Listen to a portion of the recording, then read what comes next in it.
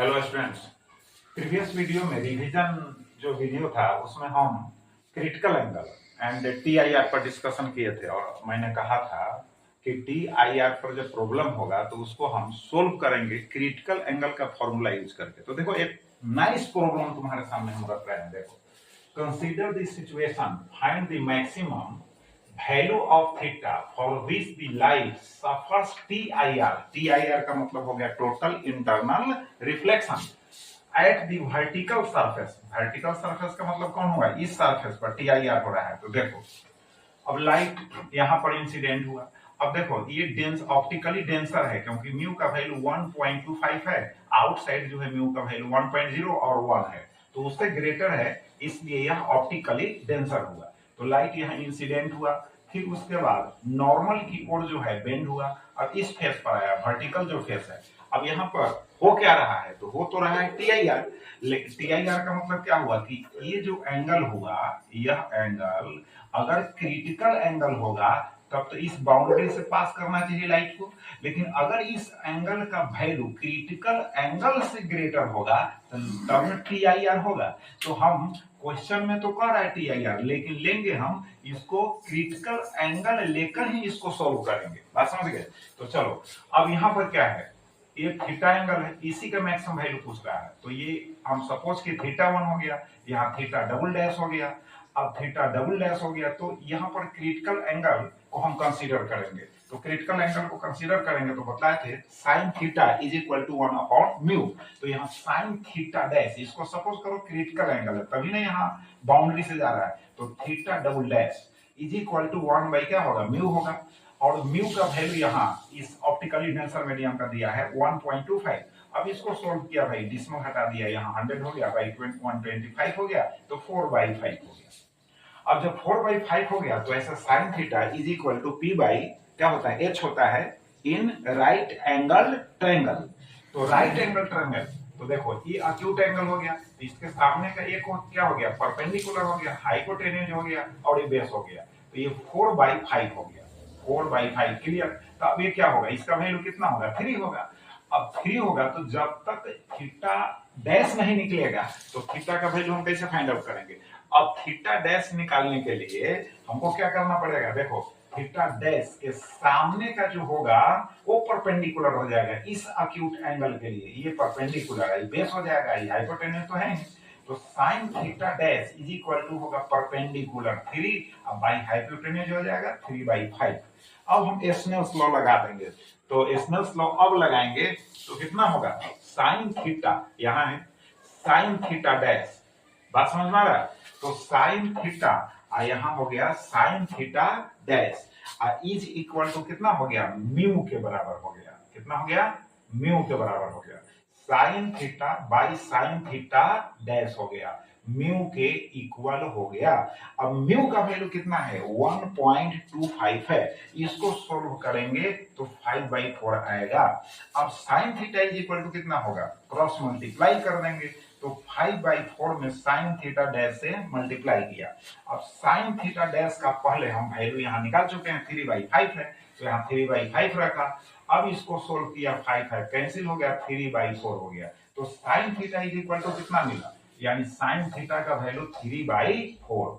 अब देखो, तो थीटा इज इक्वल टू कितना हो जाएगा? थीटा इज इक्वल टू हो जाएगा साइन इनवर्स हो जाएगा 3/4। ये तो साइन थीटा है ना, के द्वारा थीटा का वैल्यू निकाल लिए। अब देखो टीआईआर, देखो टीआईआर के लिए इस एंगल का वैल्यू क्रिटिकल एंगल से ग्रेटर होना चाहिए, तभी ना टीआईआर होगा। तो क्वेश्चन में तो कह रहा है सफर्स टोटल, है ना, टीआईआर टोटल इंटरनल रिफ्लेक्शन। तो हम इसको तो बाउंड्री से पास करा रहे हैं क्योंकि क्वेश्चन को सोल्व करना है, तो क्रिटिकल एंगल का फॉर्मूला हम यूज करेंगे। तो अब लेकिन कंडीशन याद रखना होगा कि भाई टीआईआर के लिए थीटा डबल डैश का वैल्यू जो होगा क्रिटिकल एंगल से ज्यादा होगा। बात समझ गए? तो फिर थीटा का वैल्यू स्मॉलर हो जाएगा। तो इसका मतलब है कि थीटा का वैल्यू मैक्सिमम होगा तभी यह पॉसिबिलिटी बनेगी। बात समझ गए? तो अब आंसर होगा theta is equal to sine inverse 3/4। तो देखो, जब भी टीआईआर से क्वेश्चन नीट में जनरली जो है टीआईआर पर जब क्वेश्चन आएगा तो इसी तरह का क्वेश्चन सेट होता है। बात समझ में आ रही है। और जेई में भी पूछता है। तो चलो एक क्वेश्चन तो आपका कंप्लीट हो गया। अब चलो नेक्स्ट जो टॉपिक्स है रिवीजन के लिए वो है क्रिटिकल एंगल, तो हम समझा दिए, टीआईआर समझा दिए। अब टीआईआर का जो एप्लीकेशन होता है, यूज होता है ऑप्टिकल फाइबर में होता है। ऑप्टिकल फाइबर, जैसे ऑप्टिकल फाइबर सपोज करो इसमें इसमें तो डबल लेयर होता है, ठीक है, डबल लेयर। अब यहाँ पर एक्सेस हो गया। अब यहाँ पर लाइट जो है इंसिडेंट हुआ। अब लाइट इंसिडेंट हुआ, अब इसके बाद ये यहाँ पर पहुंचा, तो यहीं पर टीआईआर होगा। तो अगर यह एंगल क्रिटिकल एंगल से क्या होगा, ग्रेटर होगा, क्रिटिकल एंगल से क्या होगा, ग्रेटर होगा, तो लाइट इस पोर्शन में ना जाकर फिर यहाँ आ जाएगा। बात समझ गए। तो इस तरह से लाइट जो है ना, लॉन्गर डिस्टेंस कवर करता है। और ऑप्टिकल जो फाइबर होता है इसका लाइट पाइप के रूप में जो है इंडोस्कोपी यानी मेडिकल साइंस में यूज होता है। और ये हो गया ऑप्टिकल फाइबर जो जिसमें टीआईआर होता है। और टीआईआर का और भी एप्लीकेशन है, जैसे देखो रेनी सीजन में क्या होता है कि रेन ड्रॉप्स जो है सस्पेंडेड होते हैं कहाँ, एयर में। अब उस पर जब सोलर लाइट इंसिडेंट होता है तो उसमें कौन कौन फेनोमेना होता है इसको समझ लो।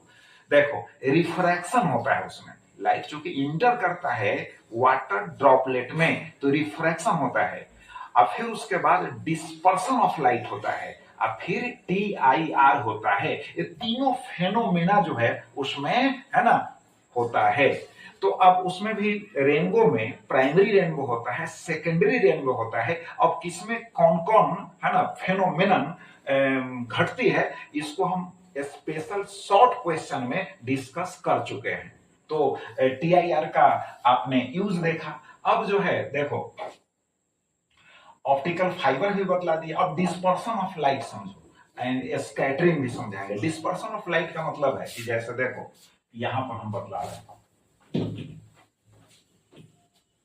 जैसे देखो ये प्रिज्म है और यह प्रिज्म है, ठीक, ये हो गया प्रिज्म एंगल।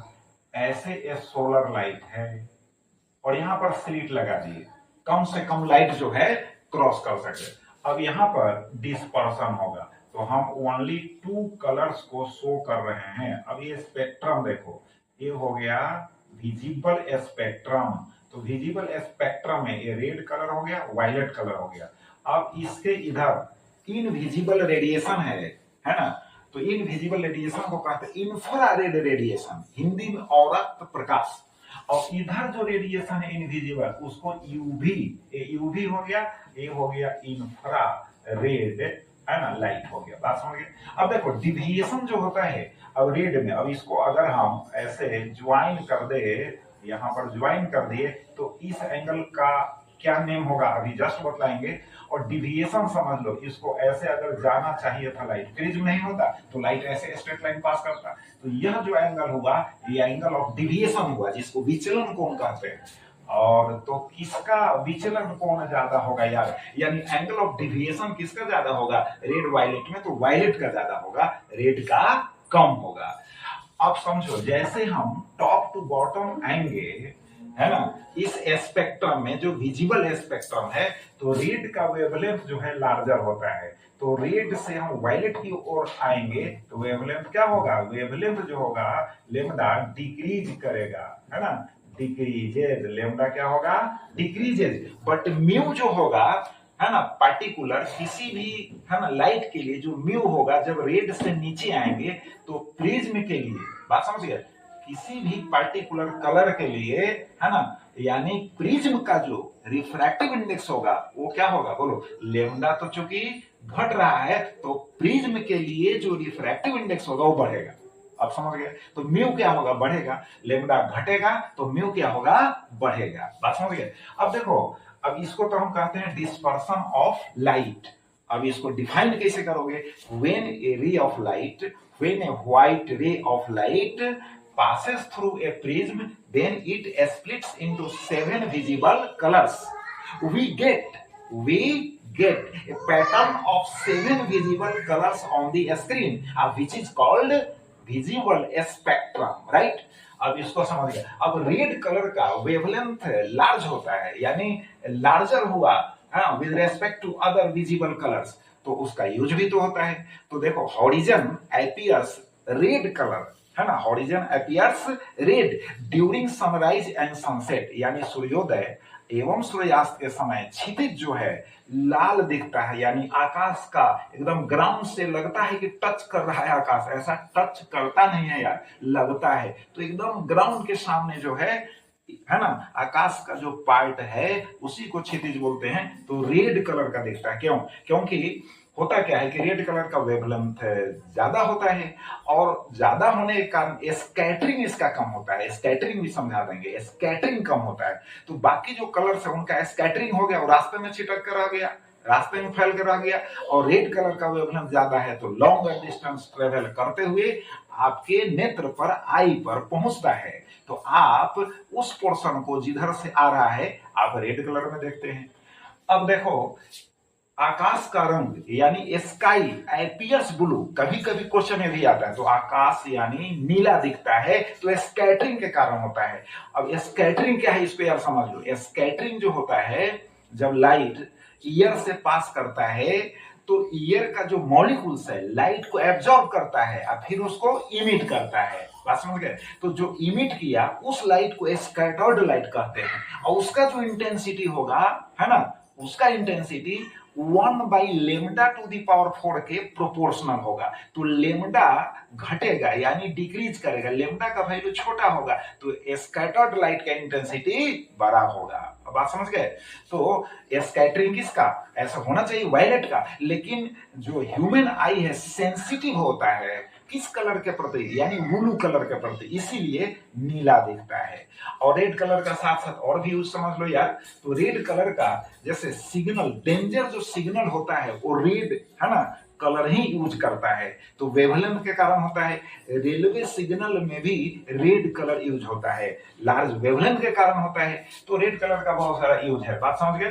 तो ये डिस्पर्शन ऑफ लाइट। एक चीज और समझ लो, जब प्रिज्म का हम प्रॉब्लम डिस्कस कर रहे हैं तो देखो ये रेड और वायलेट के बीच जो एंगल सबटेंड हो रहा है उस एंगल को कहेंगे एंगुलर डिस्पर्शन। तो हम इसको डिफाइन कैसे करेंगे? The angle